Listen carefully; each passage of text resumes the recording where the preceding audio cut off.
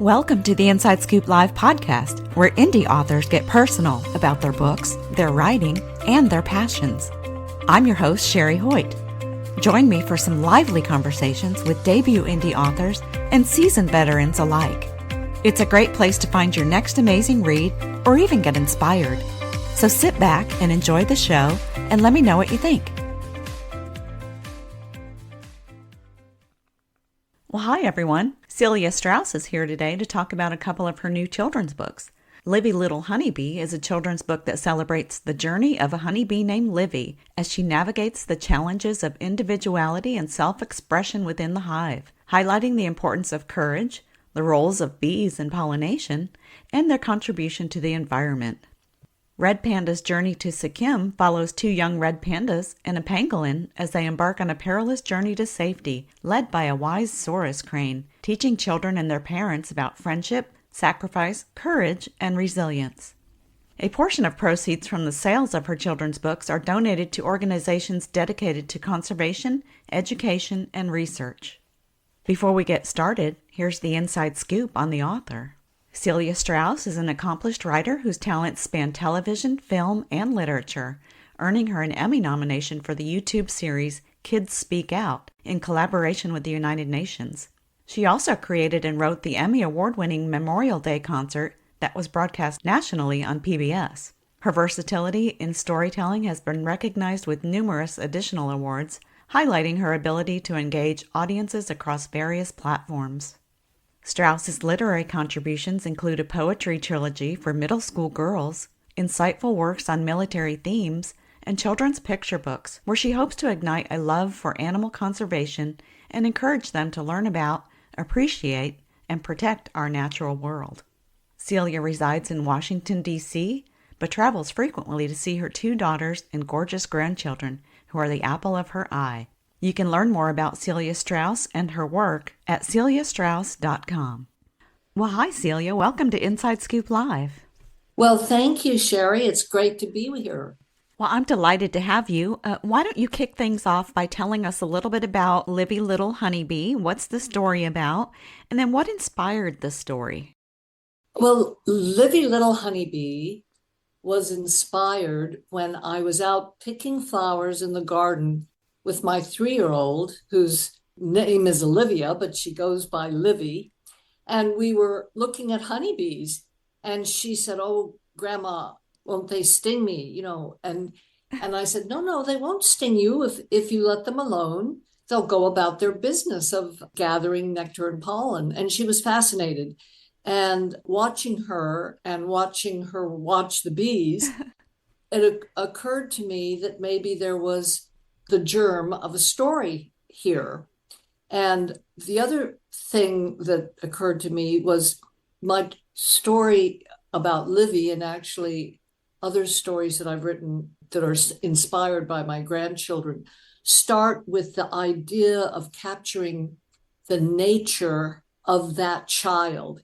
And for Olivia, my at that time 3, she's now 4-year-old granddaughter, she's a real independent little girl that marches to her own drum, but at the same time, she's diligent and, very creative. And so I thought, what if I combined the character of Livy and put her into the insect of a honeybee and called the whole story Livy Little Honeybee?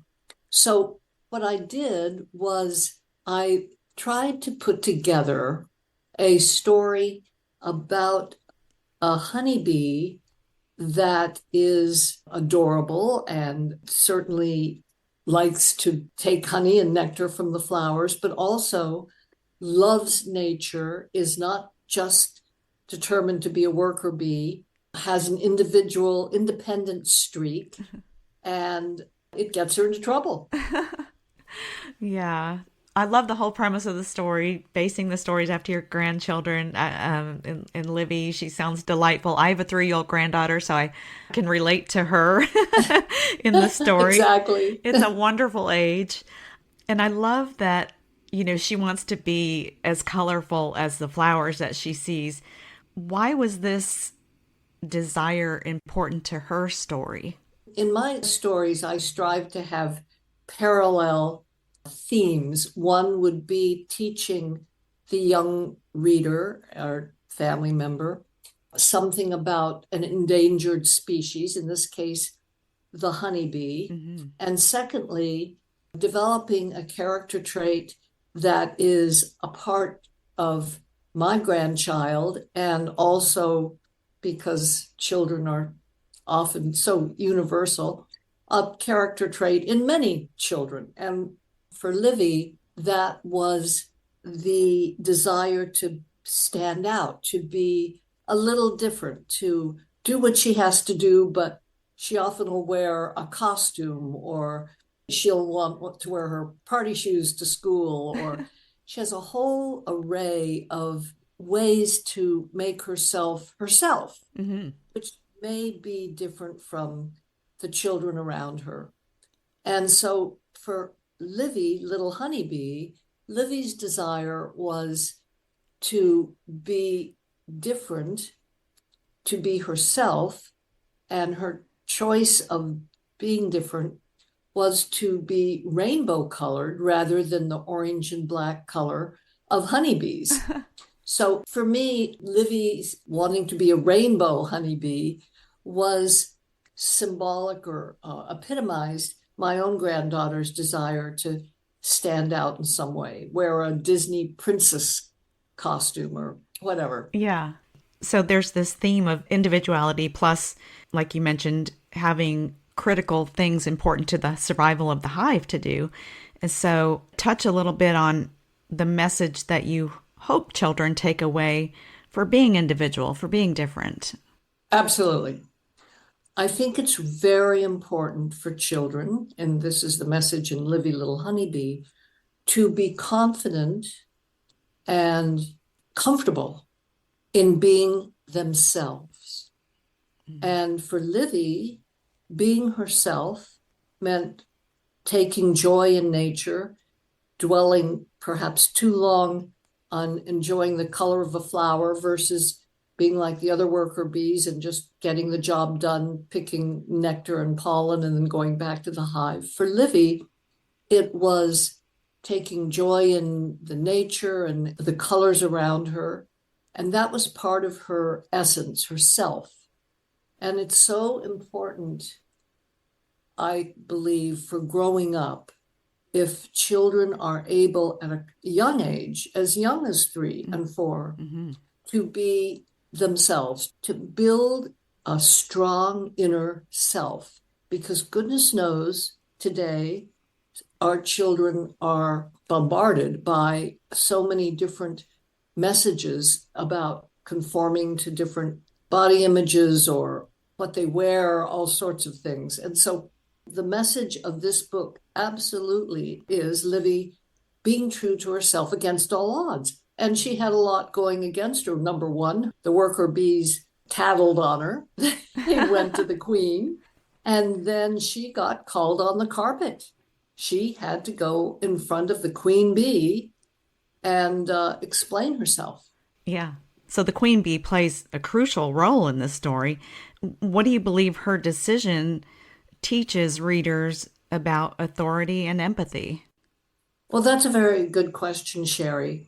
And once Livy gets to the hive, we're dealing here with two different themes. One is the incredible illustration by the illustrator, Mira, of the activity that takes place in the hive.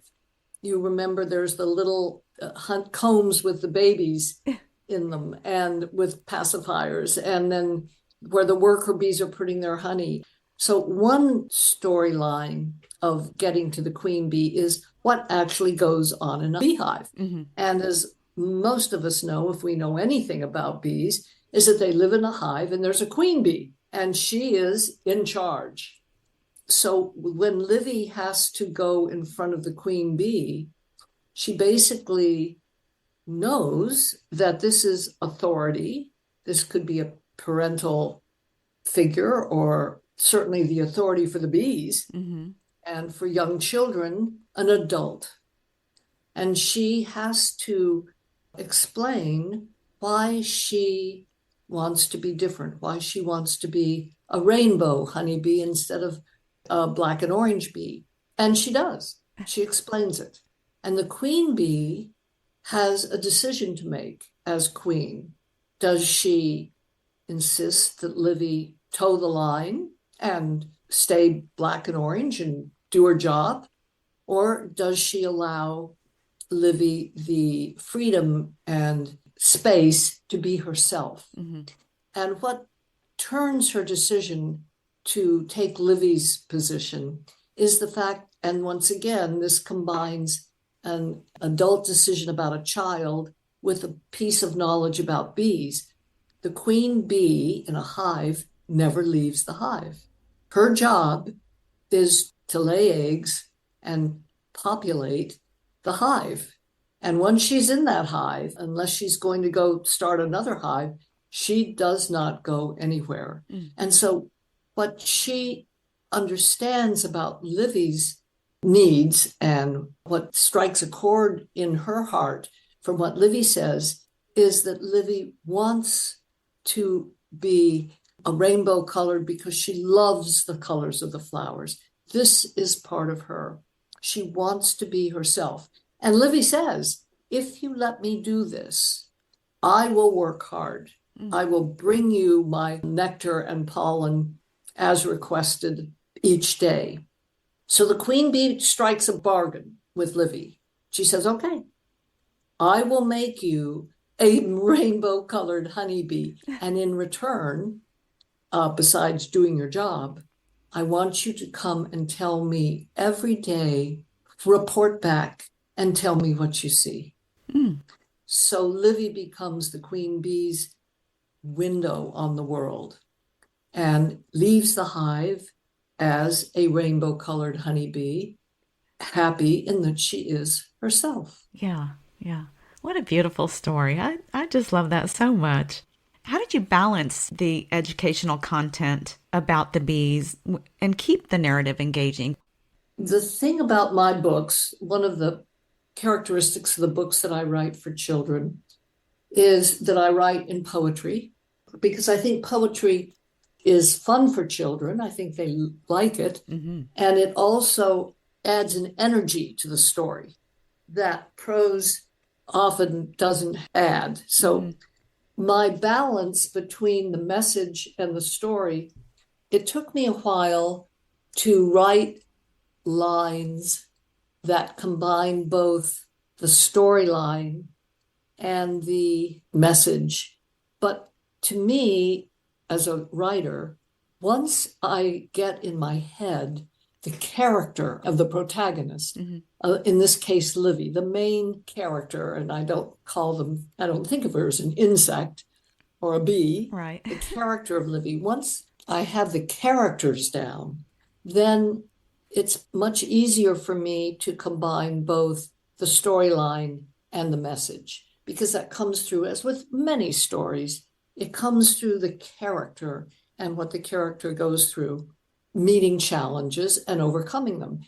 To me, a good story, certainly a good story for a child, is meeting a challenge as a child and finding a way to overcome it and continue on a little stronger, a little more self-confident, a little more trusting in the rightness of things. And that is a message in all of my books.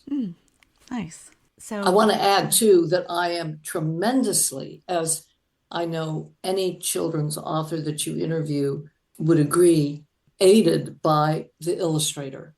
And in the case of Livy Little Honeybee, Mira Hirabayashi was wonderful. Her illustrations tell the story as much as anything I could say. Oh, yeah, that's so important with the picture book.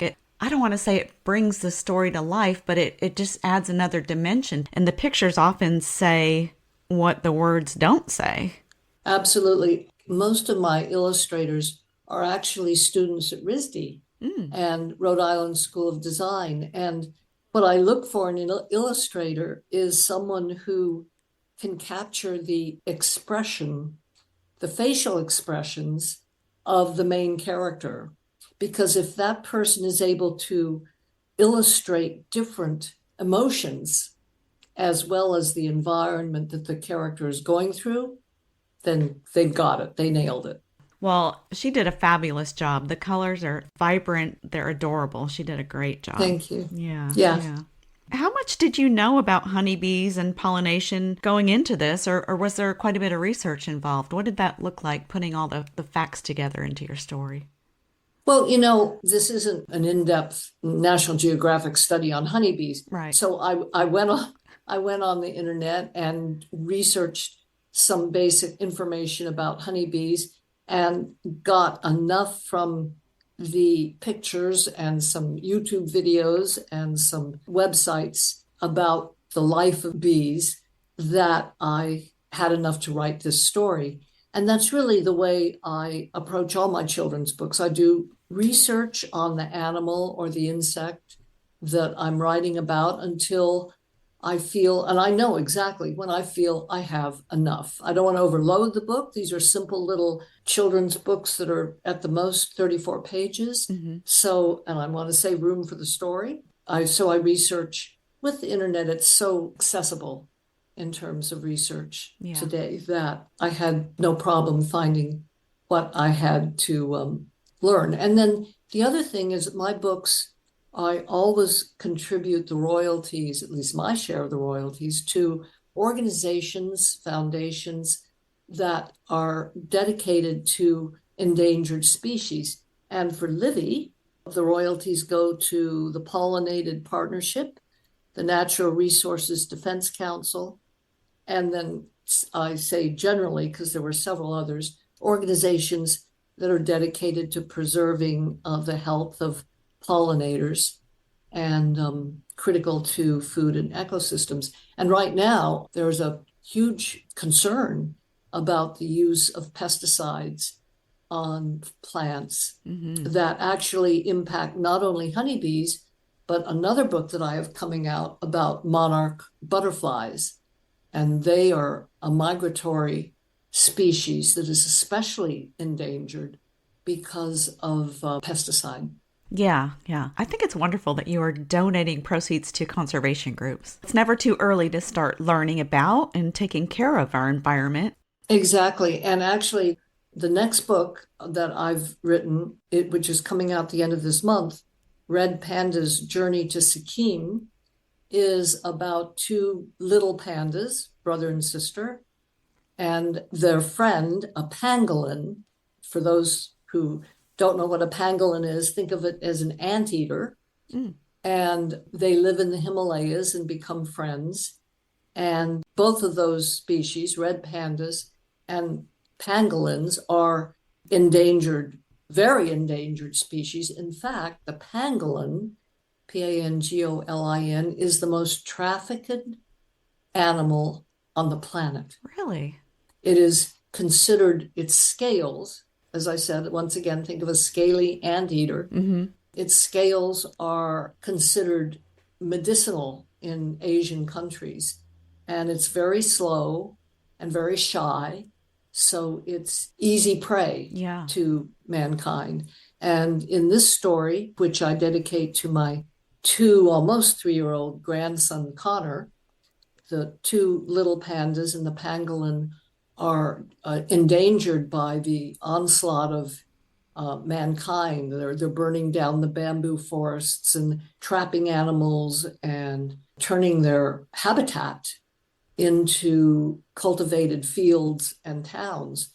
And so the pandas and the pangolin must flee to an animal sanctuary. Sikkim, Sikkim, is an animal sanctuary in India. And they are taken on the journey to safety to Sikkim by another endangered species, the Sarus crane, Sarus crane, who comes and warns them that they must flee and then drops a trail of feathers that they can follow to the sanctuary. And this is Red Panda's Journey to Sikkim? Sikkim. Sikkim. Sikkim. Okay. So, what inspired the red panda for your story and as it relates to your grandson? Well, Yeah. in this case, it was the same, it was a different situation, but in the case of my grandson, Connor is the only little boy among five other little girls. So Oh, wow. he's either going to be king of the hill or he's got a real problem coming up down the pike. But he is a joyful, friendly, fearless, and extremely outgoing, gregarious little boy. He's not a shy bone in his body. And the reason I used Connor as the prototype for Connor the red panda, one of the two red pandas, is because this little red panda is the same. He is happy, he loves to dance, he wants to meet new friends, he is up for adventure, he is not in the slightest bit shy of going on a journey. And this, by the way, is not like most red pandas. Red pandas in general, as with worker bees, tend to be very much the same in that they are nocturnal, they only come out at night, they stay hidden, they live high up in trees, except when they're foraging for bamboo shoots to eat at night. And so Connor is sort of an outlier, a one-off, an individual, as Livy was. He is much more outgoing, as evidenced by in the beginning of the story, when he makes friends with a very shy, retiring pangolin. How fun. Now, you also mentioned the Saurus crane. The crane adds kind of like a guiding figure to the narrative. What was the Yes, significance of this character's role in the journey for Connor and Mishti and their friend? Ishti and their friend pangolin. I think in this story, which is, I think, a little more complicated than Livy, you have three children characters. The two red pandas and the pangolin are all written as young, and the Saurus crane is written as an adult. And the rescuer, the wiser of the characters, and the one and only character who can lead these three children to safety. And the Saurus crane is a trusted adult. He is willing to sacrifice his feathers one by one as he leads them over the mountains to Sikkim until at the end he lands with a plunk because he has no more feathers. Oh. And the last part of the journey, he leads them by foot to Sikkim because he's run out of feathers to leave as a trail. So what he represents is a caring, thoughtful, wise, and I guess most important, aware of the dangers that confront endangered species all over the world. These two little pandas and pangolin are examples of the dangers of habitat disappearance and, of course, predators, but in this case, particularly mankind. And so he leads them to safety. So, I guess unlike in Livy Little Honeybee, where the focus is more on the day-to-day activity of the bees and what goes on and is required to sustain hive life, Red Panda's journey to Sikkim seems to take a deeper dive into the threats faced by their species. Yeah. Right. It was a closer, more of a microscopic look for a story. I was literally into the flowers, while Red Panda pulls away a little bit from the endangered species issues. And there's one place in the book, about the middle of the book, where the Saurus crane flies down to where the two pandas and the pangolin are dancing by the light of the moon. And he says, you have much, much to fear. They're clearing trees for grazing land to feed their hungry cows. Your bamboo is disappearing, replaced by roads and towns. They're burning down the forests. Then they till the ground with plows. Sikkim's the safest place to flee before they hunt you down. So in on this page, the lines take a larger look at the dangers facing, in this case, panda bears and pangolins, but it could really is applicable to endangered species all over the world with the approach of mankind and population growth and what is required to sustain human life. And animals sort of get the short shrift of that. Right, they do. So, what do you hope is the takeaway from this story? That's a good question. I think the takeaway from this story is that children must find, should be able to have a safe place that children deserve, I guess is the best word. Children throughout the world, but little children in this case, deserve a place where they can grow and, as I say in the book, dance by the light of the moon, meaning that they can be joyful and feel safe. And that part of their job is to stay strong and find joy in the moment and make friends with others like themselves, or in the case of red panda and pangolin, an animal completely different. But the important thing is to stay open-minded, stay joyful, take joy in the moment. And at the same time, it is our job as adults and protectors of children to help them find safe places. Absolutely. Yeah. Now, as with Livy Little Honeybee, Red Panda's Journey to Sikkim, you contribute a portion of your proceeds to I do. Organizations. Yes. Can you share a little bit more about those organizations? Yes, I do. The royalties, my royalties and a portion of proceeds beyond that go to the Wildlife Alliance, the Pangolin Crisis Fund, the Red Panda Network, and the National Conservatory. And those are just a few of the organizations that are dedicated to preserving endangered species. Okay. Do you have information on your website for readers to access if they want to maybe dig a little deeper after reading about the honeybees and pandas and pangolins?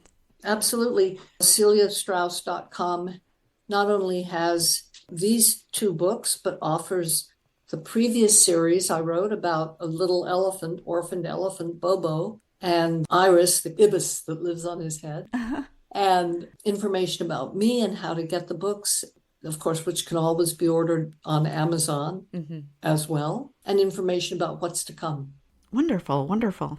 Now, how can your books contribute to a child's understanding of environmental issues, and how do they fit into the larger conversation about children's literature and its role in shaping values? Well, I think we as children's book writers, and certainly as parents and grandparents, have a responsibility to teach children about their world, about their place in it, and about the value of life of all creatures, from insects, bees, to adorable little pandas and baby elephants and everything in between. So I think children's literature, whether it be something classic like Frog and Toad or Charlotte's Web, I think solid children's literature, and there's so many writers today that give that message. They are born with an innocence and a love that comes naturally.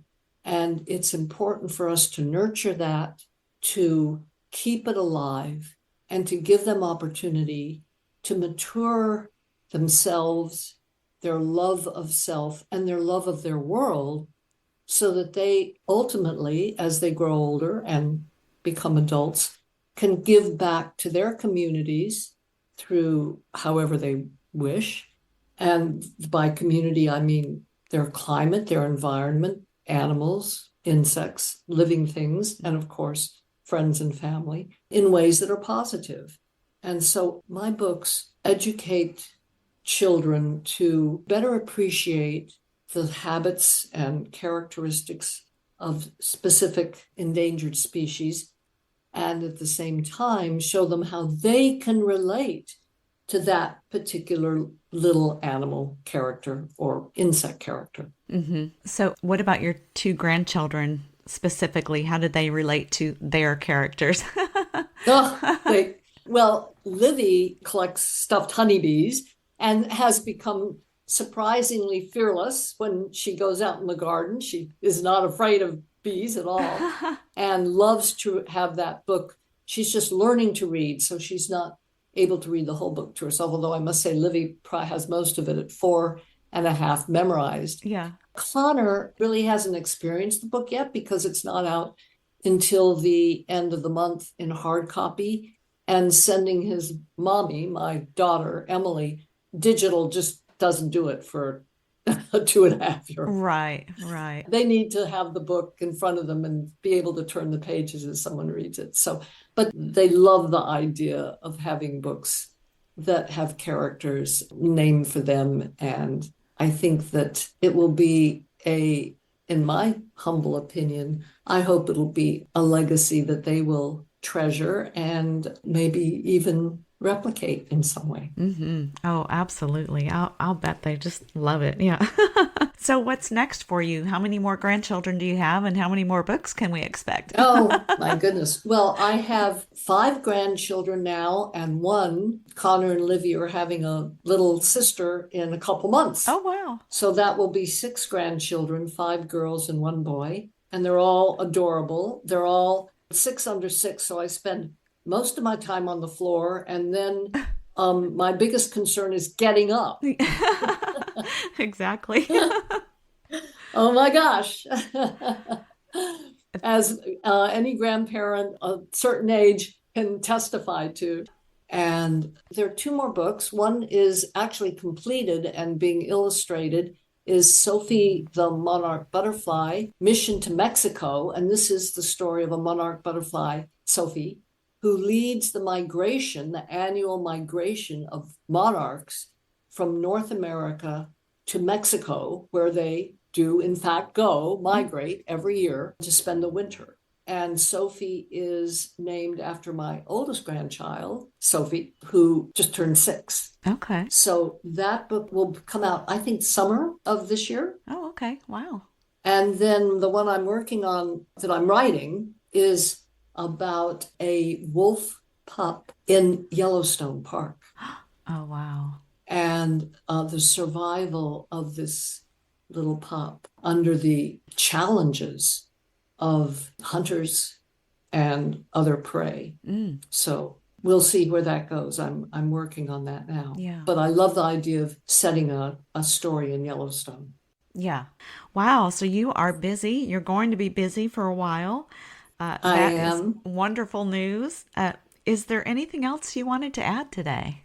I think the important thing is for children to continue to be read to and to love books, and particularly books about their world and books that foster in them a strong sense of self. In this day and age, with all of the screen time, don't get me started on the screen time, whether it's iPhones or little iPads or TV, whatever. To me, that is so important to foster a love of reading and books, and in the process, a love of themselves. Well, Celia, thank you so much for joining me today on the show. It's been a pleasure learning more about you and your work. Thank you, Sherry. It has truly been a pleasure from my heart. I've so enjoyed your interest and the opportunity to share with you and your listeners the kind of work that I do. Thank you for joining me today for my interview with Celia Straus, author of Livy Little Honeybee and Red Panda's Journey to Sikkim. You can learn more about Celia Straus and her work at celiastraus.com.